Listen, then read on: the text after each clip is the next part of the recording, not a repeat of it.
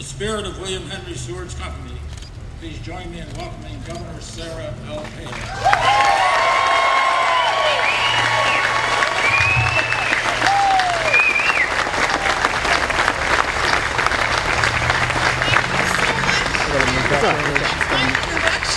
I can't tell you how good it is to be here in Auburn and the Finger Lakes. It's absolutely spectacular here, and really it feels like home. The spirit of Alaska feels like it is here in these gardens.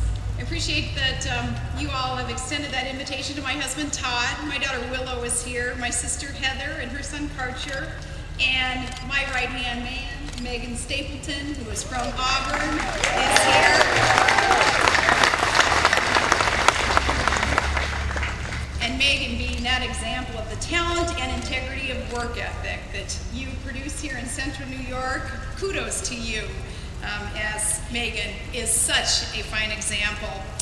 Thank you so much for the opportunity to celebrate 50 years of Alaska's statehood with you at the home of he who purchased Alaska from Russia, Auburn's own former Secretary of State, William Seward. He was absolutely remarkable, and what a blessed place this is, where Seward is said, yes, to have loved a good party in these gardens, having welcomed dignitaries, Ulysses S. Grant and John Quincy Adams and Frederick Douglass. This was Seward's retreat, even in his Washington days, and I can certainly see why. Such a patriotic corner of this great, great country that we share, and the beauty of this wine country, and the lake, oh, the water, and the hospitality of the people here. I can see why this was his retreat.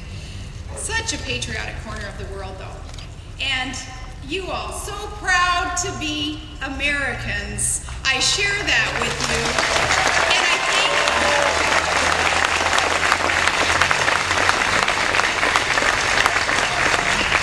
Recognizing that we are the greatest country on earth, and we never need to fear that though we're not a perfect nation, that we must apologize for being proud of our country.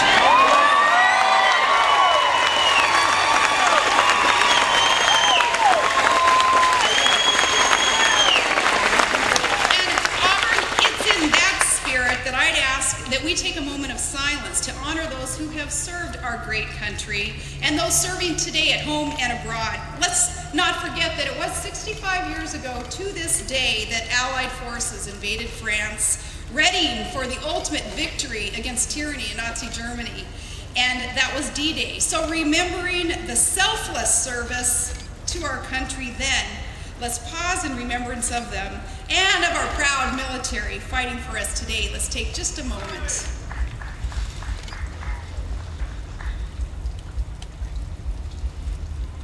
And I thank you so much, and I want to share with you, as I got to share with others right after the parade, that it was earlier today. I had the honor of meeting a Blue Star mom from Auburn. So proud of her son, Private First Class Patrick DeVoe. This soldier was stationed at Fort Richardson in Alaska. He was sent to Afghanistan to fight for us, to fight for our freedom. And this mom had to exchange her Blue Star for a Gold Star because Private First Class DeVoe gave the ultimate sacrifice just a couple of months ago. Another of America's sons paid the price, fighting for you and for me and for this great country. And another Port Byron grad, Jerry Bell, too, recent overseas combat.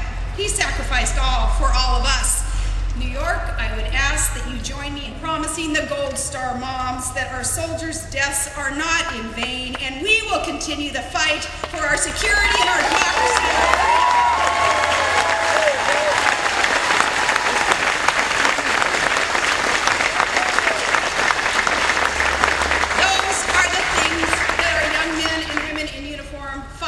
And die for. Auburn, these young souls are the reason that we must continue to fight for America's peace. I want to thank our hosts for today. Todd and I, again, just absolutely overwhelmed with the hospitality and the warm welcome.